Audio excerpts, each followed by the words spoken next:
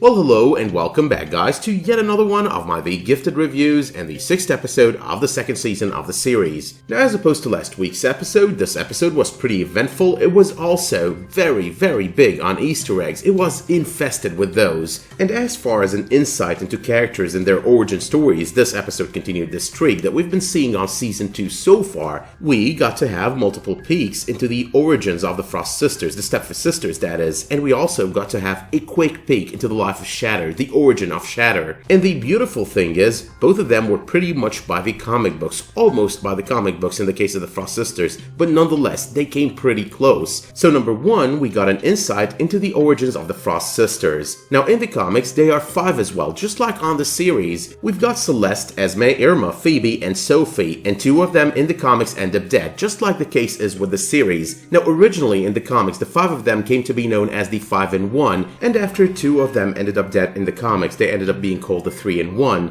The only major difference though is that on the series, Celeste and Irma, aka Mindy, are the ones who are dead, but in the comics the ones that ended up dead are Esme and Sophie. But number 2, in the comics the 5 sisters are clones from cells of the ova of none other than Emma Frost. So technically speaking, Esme mentioning that they have been cloned on this episode is yet another Easter egg to their comic book origin. Technically speaking as well, the fact that they've been cloned from cells extracted from Emma Frost's ova, the key word here being ova by the way, does make them more daughters to Emma Frost rather than exact clones of her. Moving on to number 3 though, the connection between Lauren and Andy seems to grow stronger. She hurts herself in a dream, her finger is bleeding when she wakes up in reality, so I'm wondering here what the evolution of this connection is going to be like in the future of the series. But one other thing to consider over here is that this reminds us of the connection between the Fenris twins, the ancestors of these two. Number 4, we've got yet another Easter egg to the comics in the Shatter background story. The whole thing about his suicide, the whole thing about what happened to his face as we do see it on the series, that's pretty much by the comics. Number 5, Dr. Melinda Taylor. Now that's pretty much not an Easter egg to the comics, has nothing to do with the comics, but is rather a nod to the executive producer of the series. Now originally when I heard the name watching the series it drove me crazy because I thought it should have some depth in the comics. Started searching for this name all over the place, but found nothing. So thanks to Hillbilly Author on Discord for doing a little bit of extra research beyond mine until he found what this name is really referring to. Number 6, I'm not really sure if this one is a real Easter egg, hint, or nod, but Hillbilly Author strikes again, noticing this resemblance between the character drawn for the comics and the one we came to know as John Sublime, and the actor who portrayed the role of the Doctor who ended up dead at the hands of a younger version of the 3 Frost Sisters. Now listening to the statement and at a first glance it might sound like a little bit of a stretch, but the Frost Sisters in the comics have been created by none other than the Weapon X program, and guess who was a member of the Weapon X program? So the chance will always exist that this might have been this little bit of a hidden Easter egg in the middle of all of it, one that is almost unnoticeable. Number 7, what we're seeing so far on the series is not all there is to the Purifiers. There is talk of higher leadership. So the only question over here is this just an Easter egg to people like William Stryker from the comics, or are we gonna see any of that leadership? And if that were to be the case, are we actually gonna see William Stryker himself on the series, or are we gonna see someone else? There are a lot of possibilities really, but I'd prefer William Stryker on the series. But number 8, the significance of Creed Financial. Now Creed Financial probably has something to do with Graydon Creed, and Graydon Creed in the comics is son to Sabretooth and Mystique. Now Creed over here harbors a high level of hatred towards mutants because his parents put him up for adoption. Now this kind of hatred towards mutants made him part of many hate groups in the comics, anti-mutant hate groups that is. And that exactly would take us back to that previous Easter egg about the leaderships and the higher-ups. So possibly Creed could be one of those higher-ups that they report to within the Purifiers. Number 9, there is a lot of talk about the history of mutant oppression and the anti-mutant legislation, which is basically, once again, right out of the comics. Number 10, Turner is getting into the life of the Purifiers, only he's not really all that turned yet. So yeah, Turner is slowly turning into a Purifier, only he's trying his best to do it without murder and without hate being involved in the process, and it is actually quite smart because getting the the general non-mutant public, the PTA kind of public that he spoke of, on their side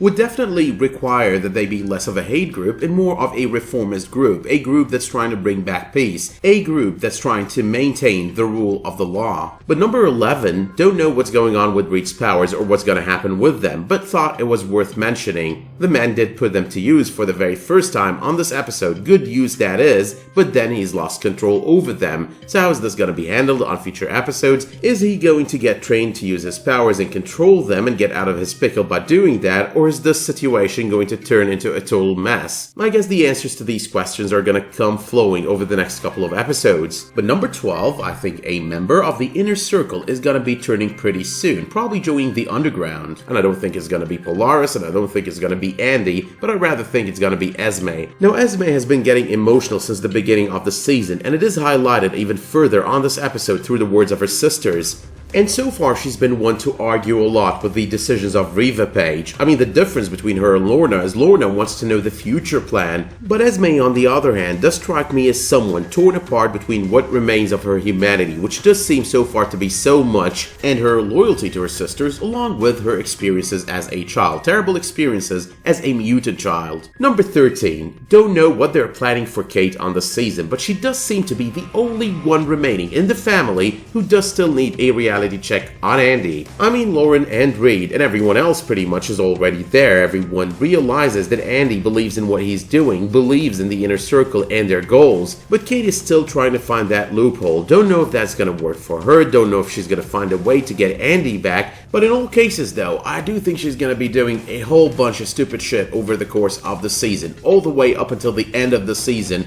in this attempt to get Andy back. And I assume as well that all these stupid choices that she's going to be making over the course of the season are probably going to backfire heavily and backfire badly. But finally though, number 14. After watching this episode, I am under the impression that Rebecca, aka Twist, is not just the Vault Unlocker or the Safer Room Unlocker that we thought she would be at the very end of episode 5. I do think she has a lot more purpose than that. I do think that she is part of this 3-man army that we did get to watch training on this episode, them being Lorna, Andy, and herself. Rebecca though does seem to be the most dangerous of all 3 of them. I mean, the other 2 could hurt you, they could torture you, they could even kill you. But there are multiple choices here. Turning someone inside out though is probably a done deal. You turn someone inside out, they are dead. There is no gray zone over there. But the fear here is not just the danger that she poses on her enemies. The fear is also the danger that she poses on Andy, and I think the episode did hint towards that. A scenario that I could think of over here is a choice between her and Lauren that Andy would have to make, and when that happens, he's probably going to end up choosing Lauren. Now, if and when something of the sort happens, she is going to be dealing some serious damage to Andy before she probably ends up being stopped. That being said though, that's all I have on episode 6, so let me know in the comments what you thought of this episode. Let me know if I did miss any Easter eggs on this video. Let me know as well if you did like this video by dropping it a much appreciated like, and if that were to be the case, you can always subscribe and enable notifications for my future videos, community posts, and live streams. But until you tune in for another video of mine though, thank you all for tuning into this one, and have a great day.